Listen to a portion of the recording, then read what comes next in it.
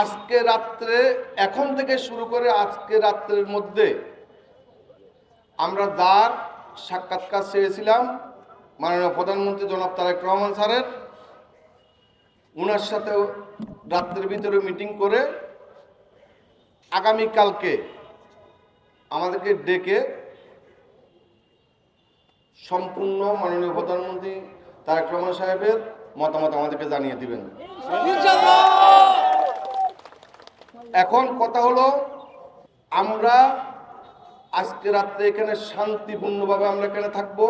কেউ কিন্তু আপনারা স্থান ত্যাগ করবেন না।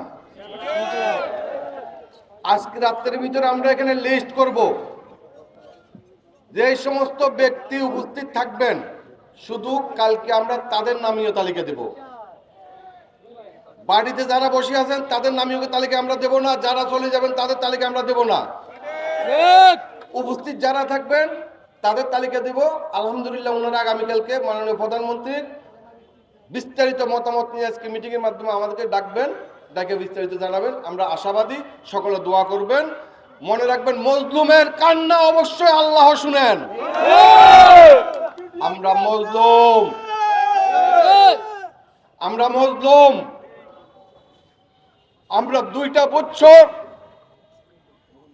রাস্তায় আমরা ভিজতেছি, বৃষ্টিতে রোদে শুকাইতেছি, রাস্তায় আমরা মার খেয়েছি, রক্তাক্ত হয়েছি, কিন্তু আলহামদুলিল্লাহ এই সরকার আমাদেরকে কথা দিয়েছেন ভালো একটা রেজাল্ট কালকে দিবেন। পূর্বের সরকার, কেয়ারটেকার সরকার শুধু আমাদের সাথে প্রতারণা করে গেছেন, বাটপারি করে গেছেন। এই সরকার ইনশাআল্লাহ আমাদের সাথে সেই বাটপারি করবে না। মাননীয় প্রধানমন্ত্রী জনাব তারেক রহমান সাহেব, আমরা দীর্ঘ বিশ্বাস করি আমাদের তিনবারের প্রধানমন্ত্রী আপসীন নেত্রী বেগম খালেদা জিয়ার ছেলে জনাব তারেক রহমান সাহেব কোনোদিন আমাদের সাথে সেই ওয়াদার বরখেলাপ করবেন না। আপনারা শান্তভাবে সকলে আজকে রাত থেকে অবস্থান করবেন।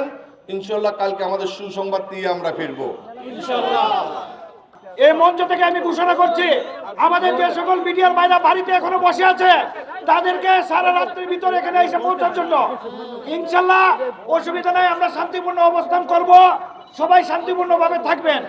তো পরবর্তী কার্যক্রম ঘোষণা করা হবে আমরা দেখতেছি। আর সকল জেলা প্রতিনিধিকে অনুরোধ করছি মঞ্চের পিছনে এসে সভাপতি সাহেবের কাছে রিপোর্ট করার জন্য।